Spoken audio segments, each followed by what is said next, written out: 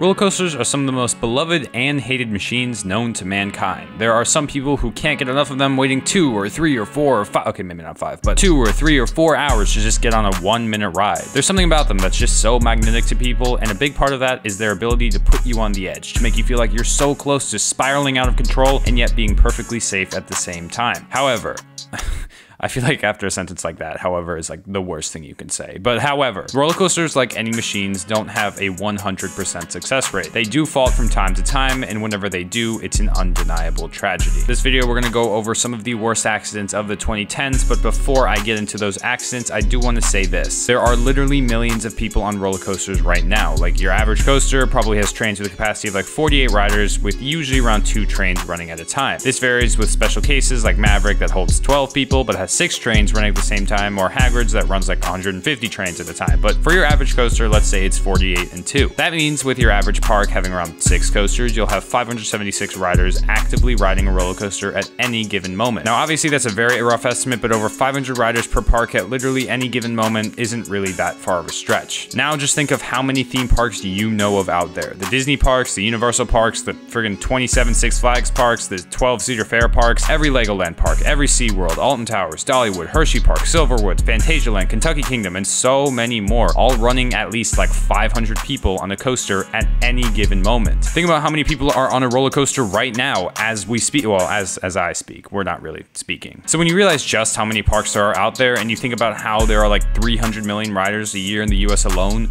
more than the population of the US itself, the chances of you getting into a roller coaster accident seems much less likely, and that's why it's such a big deal when they do happen, because these machines run flawlessly millions, if not billions of times, but the one time there's a hiccup, it will cost someone's life. So basically what I'm trying to say is that even though these accidents are terrible, you shouldn't be afraid to go on roller coasters because of this video. This video is not meant to scare you, it's just meant to inform you on what's happened in the past and to pay respects to the people who we speak about. These aren't going to be in any particular order because I feel like ranking them would kind of make me a terrible person, so I'm not going to do that. Without further ado, here are 5 of the worst roller coaster accidents of the 2010s.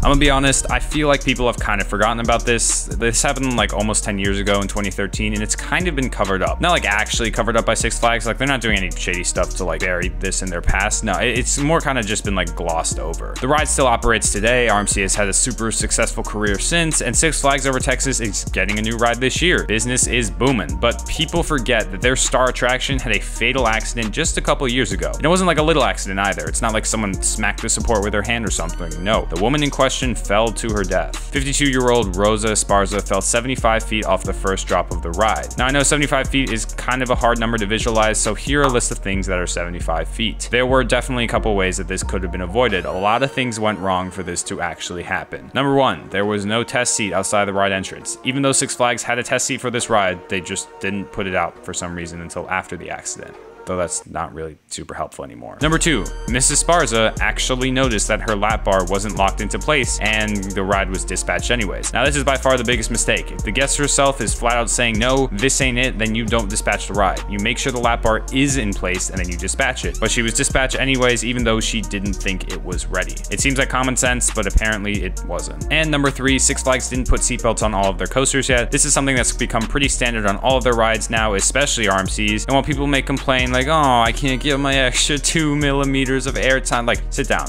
be humble. This is there for your safety so accidents like this don't happen again. This accident was something that could have been completely avoided and resulted in the loss of someone's life. Six Flags has learned from their mistakes and made changes to ensure nothing like this will happen again. Rest in peace, Mrs. Esparza.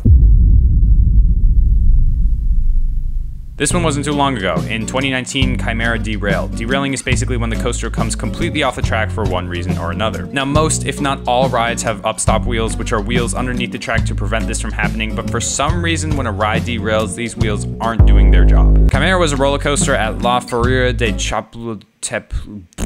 I'm sorry, I really can't pronounce this. I don't speak Spanish even remotely. Anyways, it's a park in Mexico. Essentially what happened was the last train on the track derailed and crashed 30 feet below. Again, here's a list of things that are 30 feet, but that's probably easy for you to picture in your head. This led to the death of 2 men by hitting their heads in supports, 2 women by being hospitalized, and 6 others being treated immediately on the scene. This is a mass casualty incident, and it's no wonder this ride was immediately closed. However, this ride was transported to Indiana Beach to be reused as a ride there, and while it's cool and all that Indiana Beach is finally getting a new ride, I feel like it's not really honoring the people who suffered from the accident, you know, to just like fix the ride, give it a new paint job, and like recycle it immediately, calling it good as new. Like, I used to be excited that this was going in Indiana Beach, but now it just kind of seems disrespectful. Regardless, this was a terrible accident that with proper maintenance may have been able to be avoided. The fact of the matter is these accidents shouldn't be happening at all, so the fact that they are means something is going wrong.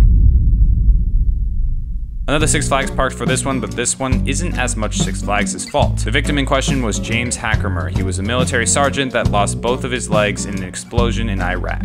When he came to the park, he went straight to the guest information booth and refused a safety pamphlet claiming he had already read one. He went straight to the Ride of Steel with his nephew and went through the ride exit to board straight away. This is an important detail, we'll get back to that later. He was strapped in and dispatched on the ride. Now, he actually made it through the first drop and first hill with up to -2 Gs, which is pretty strong. But when he put his arms up to fix his hat on the third hill, he was ejected. Now, since he didn't have legs and wasn't properly secured in, the lap bar didn't move at all, so the ride just continued to run as normal and returned to the station with one less passenger. So remember when I said it was important that he went through the back entrance? Well, that's important because it means he didn't get checked for his height by a ride op who would have clearly seen he wasn't fit to ride. He also refused to be loaded onto the ride with assistance from a ride op, instead asking for his nephew alone to help him. I guess he really just wanted to ride the ride and no one stopped him. So this is partly his fault for ignoring the safety guidelines, because like there are signs everywhere saying that he would not be able to ride all along the station and all along the line, but this is also like 50% the staff's fault for seeing that he was just not able to ride this.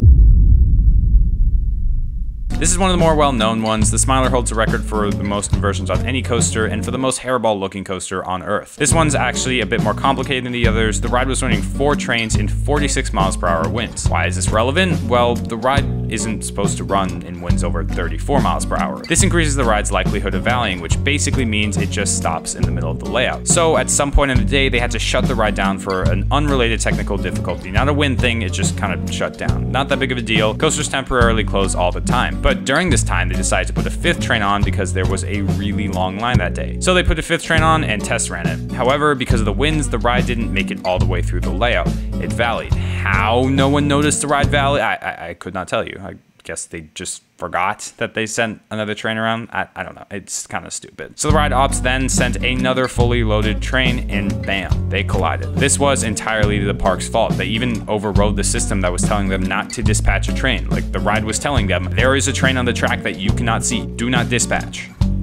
And they did it anyways. The accident resulted in 2 people needing their legs to be amputated. I cannot stress how awful this accident is. This wasn't the ride's fault at all. It wasn't the guest's fault at all. It was purely the staff running it and Alton Towers itself for running the ride in these conditions that it just shouldn't be running in. This one's pretty bad all around.